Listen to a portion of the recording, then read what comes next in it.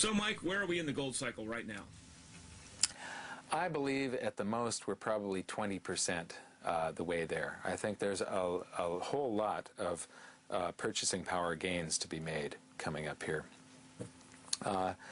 If you take a look at my book, Guide to Investing in Gold and Silver, one of the premises here is that throughout the centuries, whenever there's a problem with the currency, whether it's deflation or inflation, people tend to rush back toward gold and silver when the currency becomes unstable. And especially during inflations when there's people see their purchasing power being lost very quickly. They rush back toward gold and silver to protect their purchasing power. But, we don't have hard data before the establishment of the Federal Reserve. Once we have the Federal Reserve, we can see the actual data here. And what happens, the lower line here is the value of all the gold held at the Treasury. That's the total value measured in, so it's the ounces times the price of gold, the dollar price of gold. So that's the entire value. The upper line is the value of all of the base money, which is basically the cash that's in circulation. Base money is paper dollars. It's the cash in circulation plus the deposits that the banks have at the Federal Reserve. Now, all of those deposits are redeemable in cash. So it's basically all paper dollars that exist.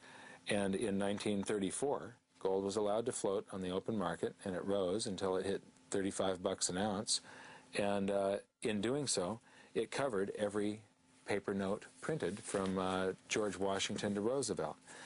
Then, if you go to the 1970s bull market, gold became free trading, and the will of the public and the free markets once again bid the price up to where, for an entire year, we could have gone back on the gold standard.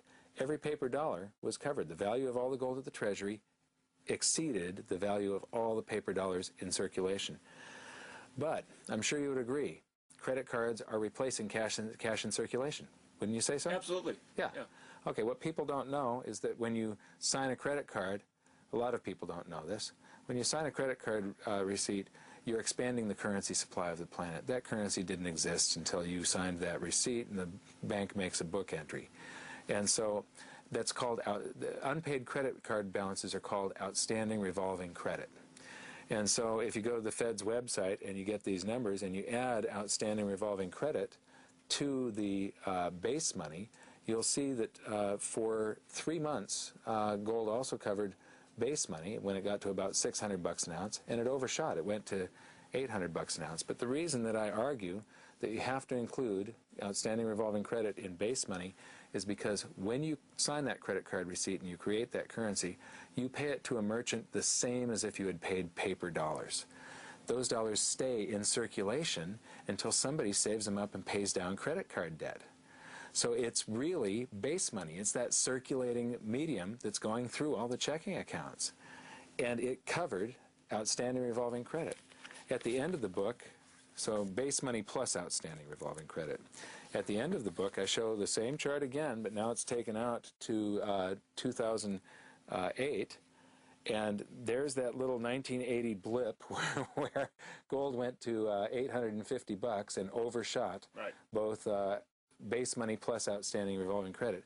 And you know, gold has been doing this basically for about 2,400 years. Whenever a government expands the currency supply beyond a reasonable amount, people rush back to gold and silver to protect their purchasing power.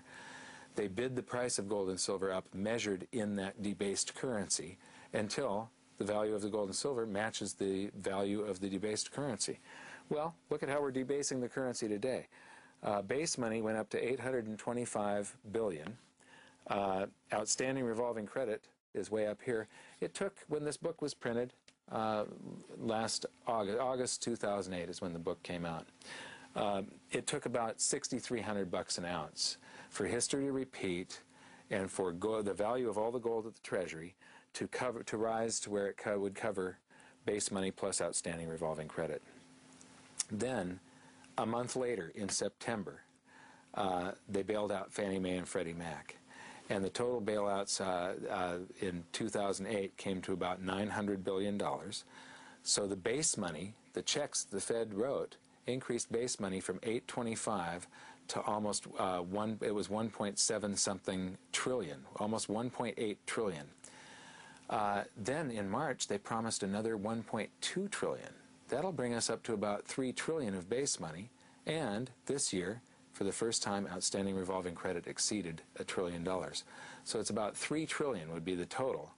And that puts, for gold for history to repeat, and gold to cover the same portion of the currency supply that it covered back in 1980 and back in 1934, gold has to go over $15,000 an ounce today. So no, the answer is the cycle has just begun.